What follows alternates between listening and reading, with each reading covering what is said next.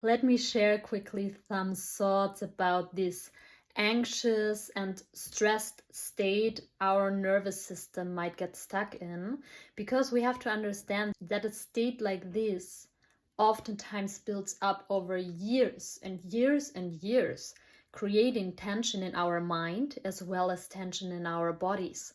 So there's no quick fix. It's just no shortcut. It will be always a process to slowly, gradually release more and more and dive deeper into yourself more and more. And on this journey, I think it is super important to include both mind-based techniques, but also body-based techniques for releasing this stuck stress in the body.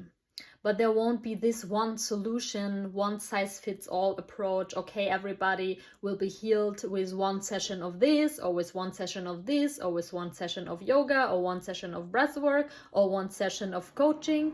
No, it's always a process of diving deeper into oneself, diving deeper, settling deeper, and exploring more layers, layer after layer, like peeling an onion. What can happen is that we might have different parts within ourselves. You can check out my last posts on our inner family according to inner family systems.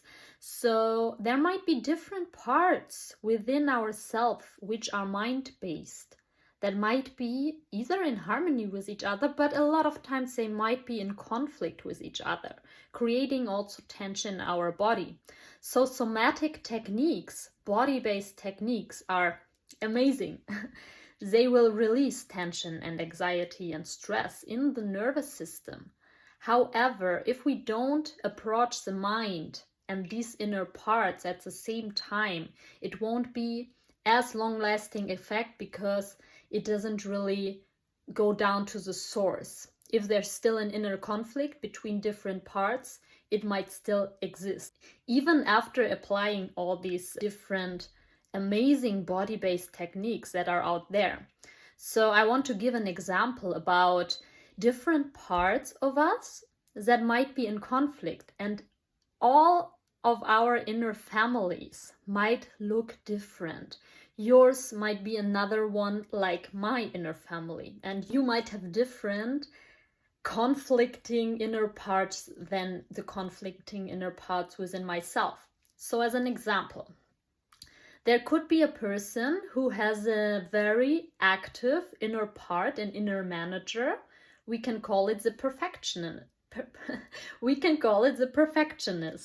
And this inner part is striving for control, for excelling in every area of life, controlling its behavior and obsessing maybe even over details. Maybe this inner part might even lead to pushing the person into overworking states, creating maybe even states like burnout.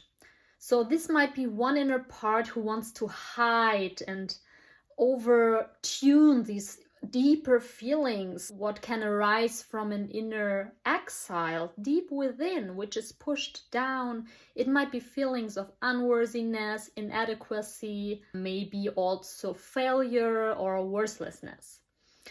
And there might be another different inner part. Maybe let's take an inner firefighter, which has a way more impulsive behavior pattern. Let's call him the binge eater. And this part would always, when an unwanted emotion arises, maybe the same emotion of unworthiness, of failure, of inadequacy, would be driven towards behavior patterns of eating tons of shitty food.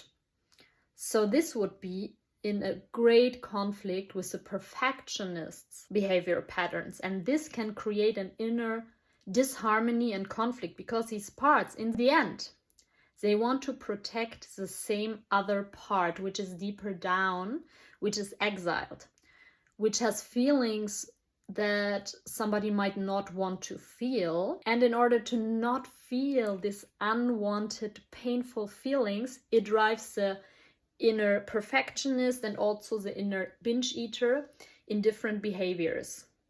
And these conflicts can also produce deep feelings of uneasiness in the nervous system, keeping it in a very overregulated and stressed state.